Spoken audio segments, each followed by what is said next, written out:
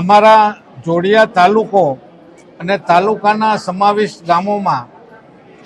ચાલતી માધ્યમિક સ્કૂલો માટે બોર્ડની પરીક્ષાનું એકમાત્ર કેન્દ્ર જોડિયા ખાતે છે. પાછલા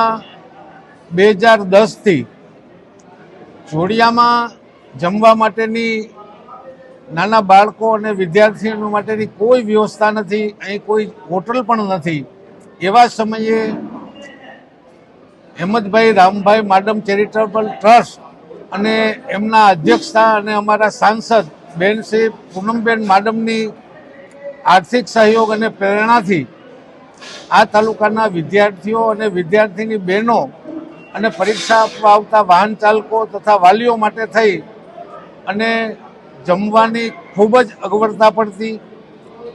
વિદ્યાર્થીઓ નાના વિદ્યાર્થીઓ અહીંથી પરીક્ષા આપી અને પછી દૂર સુદૂર અંતરમાં છેલ્લે આવેલા ગામો કે જ્યાં વિદ્યાર્થીઓ બપોરના 3 થી 3:30 વાગ્યા આસપાસ પહોંચતા ભૂખ્યા તરસા. આવા સંજોગોમાં આ હેમંતભાઈ રામભાઈ માડમ ટ્રસ્ટ અને એમના પ્રમુખશ્રી અને અમારા સાંસદ બેનશ્રી 2010થી જ આ તાલુકાના અભ્યાસ કરતા અને બોર્ડની પરીક્ષા આપવા આવતા વિદ્યાર્થીઓ માટે એવું સરસ મજાનું અહીં એમને પૌષ્ટિક અને આરોગ્યપ્રદ જમવાનું મળી રહે એના માટે થઈ અને એક્ઝામ આપતા બાળકો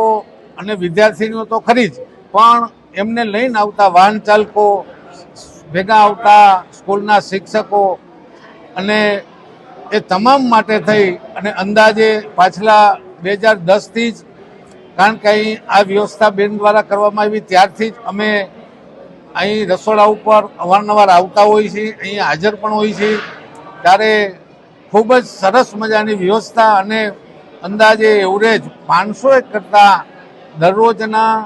વધારે લોકો અહીંથી વિદ્યાર્થીઓ સાથે વાલીઓ અને એમના શિક્ષકો પણ બપોરના સમયે શુદ્ધ અને સાત્વિક આરોગ્યપ્રદ એમને જમવાનું મળી રહે આવી વ્યવસ્થા 2010થી લઈ અને કન્ટિન્યુ આ 17મું વર્ષ કે 2026માં આપણે 17મા વર્ષના દિવસે બોર્ડની પરીક્ષા જે પૂરી થાય છે ત્યારે હું ખૂબ જ આનંદ સાથે કહીશ કે અમારા તાલુકાને આવી વ્યવસ્થા, આ તાલુકો આખો આ હેમંતભાઈ રામભાઈ ચેરિટેબલ ટ્રસ્ટ અને અમારા આદરણીય સાંસદ બેન શ્રી પૂનમબેનના ખૂબ જ આભારી છે. અને અમારા માટે આ આશીર્વાદરૂપ કાર્ય અમારા વિદ્યાર્થીઓ માટે થઈને જેમણે કર્યું છે એમની પ્રેરણાથી, આર્થિક સહયોગથી ખૂબ જ સુચારુ રીતે વ્યવસ્થિત અહીં પરીક્ષાઓ ચાલુ થવાની હોય ત્યારથી જ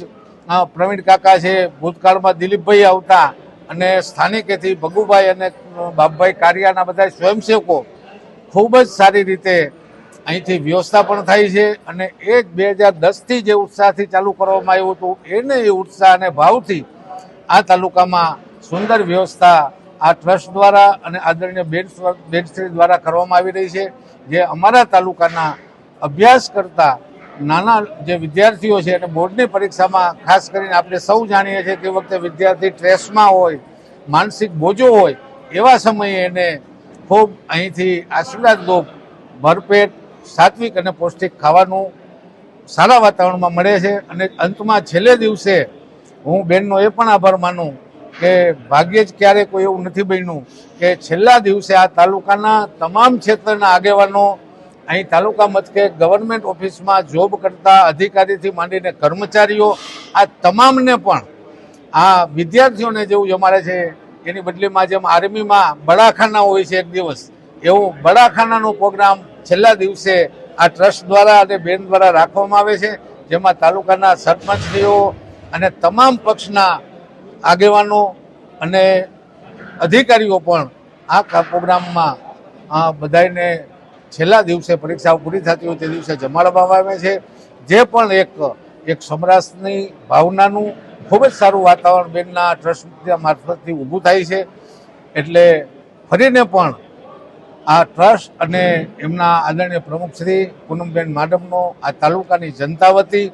અને અમારા વિદ્યાર્થીઓ વતી ખૂબ ખૂબ આભાર માની. કારણ કે આભાર માનવો એટલા માટે જરૂરી છે કે મારી પણ એક સ્કૂલના બાળકો 2010થી અહીં પરીક્ષા આપવા આવે છે અને અમારા શિક્ષક, અમારો ડ્રાઈવર વાહન લઈને આવે છે અને વિદ્યાર્થીઓ પણ